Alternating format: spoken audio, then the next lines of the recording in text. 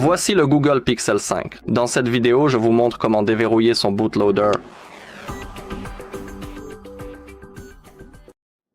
D'accord. Tout d'abord, vous devez vous assurer que vous êtes connecté au Wi-Fi. Ouvrez donc les paramètres, puis allez dans Réseau et Internet et connectez-vous simplement au réseau disponible.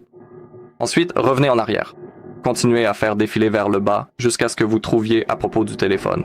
Faites défiler vers le bas jusqu'en bas et ici, nous avons le numéro de build. Il faut appuyer dessus plusieurs fois de suite jusqu'à ce que le mode développeur soit activé. S'il est activé, revenez simplement en arrière, puis allez dans Système, Options pour les développeurs. Continuez à faire défiler vers le bas jusqu'à ce que vous trouviez la fonction de déverrouillage OEM. Vous devez l'activer. Confirmez. Notre chargeur de démarrage n'est pas encore complètement déverrouillé. Nous le ferons plus tard. Mais avant de le faire, vous devez juste savoir que si vous déverrouillez le chargeur de démarrage, tout sera effacé de l'appareil, alors gardez cela à l'esprit. Donc avant, vous pouvez par exemple créer une sauvegarde de vos données. Je vous recommande vivement de le faire. Et maintenant, nous devons éteindre notre appareil. Maintenez donc le bouton d'alimentation enfoncé et sélectionnez Éteindre. Maintenant, sur notre ordinateur, nous devons impérativement télécharger quelques éléments nécessaires. Alors, si vous le voulez bien, laissez-moi passer à mon bureau pour que nous puissions commencer cette opération ensemble. D'accord. Et maintenant, pour la suite, je vous invite à ouvrir votre navigateur Internet habituel. Une fois que c'est fait, nous devons nous rendre précisément dans la section dédiée au téléchargement de fichiers. Nous sommes sur notre page How to Set That Info. Allez dans la section de téléchargement et ici, vous devez taper ADB. Confirmez. Sélectionnez Mini ADB and Fastboot Drivers. Cliquez sur le bouton de téléchargement, puis cliquez une nouvelle fois. Vérifiez que vous êtes un humain si cela apparaît. D'accord, le téléchargement est terminé. Maintenant, revenez en arrière. Retournez dans la section de téléchargement, tapez Qualcomm, sélectionnez les pilotes Qualcomm et cliquez sur le bouton de téléchargement. D'accord. Maintenant, ouvrez le dossier des téléchargements et nous devons extraire ces deux fichiers. Vous pouvez utiliser par exemple WinRAR pour cela, tout comme moi. Faites un clic droit avec WinRAR et choisissez Extraire vers. Faites de même avec les pilotes Qualcomm. Si vous n'avez pas WinRAR, utilisez une autre application ou cliquez simplement sur Extraire tout. Cela fonctionnera parfaitement.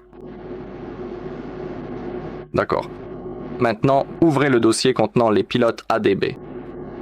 Cliquez encore une fois et ici, nous devons commencer par l'installation d'ADB. Appuyez maintenant sur IGA sur votre clavier. Entrez IGA, Entrée. I et Entrée. D'accord, s'il disparaît, c'est normal. Ensuite, lancez AN ADB Fastboot. Suivant. Dans mon cas, c'est déjà installé, donc je vais simplement sélectionner Réparer. Dans votre cas, cela sera un peu différent, mais tout ce que vous avez à faire est de cliquer sur Suivant, Suivant, Suivant, Suivant et d'attendre que ce soit terminé. Ensuite, cliquez sur Terminer, puis l'installation du pilote Universal ADB est également déjà installée dans mon cas, donc je vais sélectionner Réparer. Ensuite, cliquez sur Fermeur. Retournez dans la section de téléchargement. Ouvrez le pilote Qualcomm. Ouvrez-le et cliquez sur la sélection de la version de l'OS Qualcomm. Double-cliquez. Cliquez sur Exécuter. D'accord. Suivant est terminé. D'accord. Maintenant, je recommande vivement de redémarrer l'ordinateur après l'installation du pilote. Ainsi, grâce à cela, après le redémarrage, tout fonctionnera correctement. Car si vous ne redémarrez pas votre ordinateur, quelque chose pourrait ne pas fonctionner. D'accord. Et maintenant, l'étape suivante. Nous devons lancer le mode Fastboot sur notre téléphone. Pour ce faire, nous devons maintenir enfoncé le bouton d'alimentation et le bouton de réduction du volume en même temps. Continuez à maintenir, et maintenant, nous sommes en mode Fastboot. Maintenant, nous devons connecter notre téléphone à notre ordinateur en utilisant le câble USB-C. Je recommande vivement d'utiliser le câble original.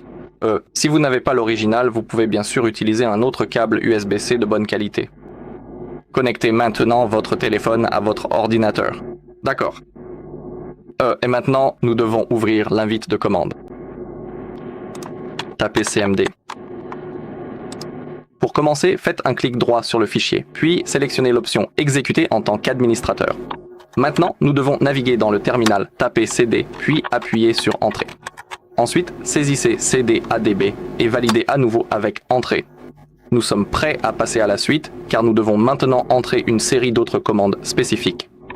Pour débuter cette étape, veuillez taper précisément la commande Fastboot Device. Entrée. Comme vous pouvez le voir, nous avons ces chiffres. C'est notre numéro de série. Nous pouvons aussi le voir dans le menu Fastboot. Et maintenant, tapez Fastboot Flashing Unlock. Entrée. D'accord. Maintenant, sur notre téléphone, nous avons la question. Voulons-nous déverrouiller le chargeur de démarrage? D'abord, cliquez sur volume haut. Déverrouiller le chargeur de démarrage. Nous devons voir la phrase, puis confirmer en cliquant sur le bouton d'alimentation.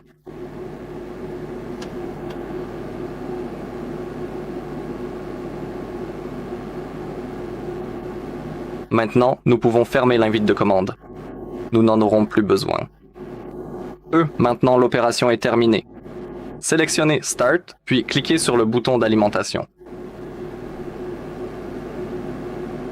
D'accord. Il est indiqué que notre chargeur de démarrage est déverrouillé. C'est ce que nous voulions accomplir. Et ne cliquez sur rien. Maintenant, nous devons simplement attendre que notre téléphone s'allume. Nous pouvons aussi débrancher le câble. Nous n'en aurons plus besoin. Je vais aussi passer en plein écran. D'accord.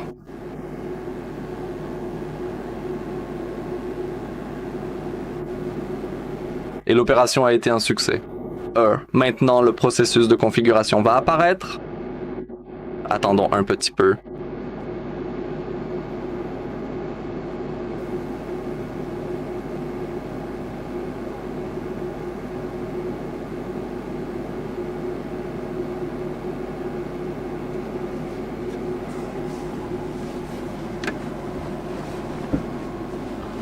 D'accord. Notre téléphone s'est allumé et nous avons le processus de configuration.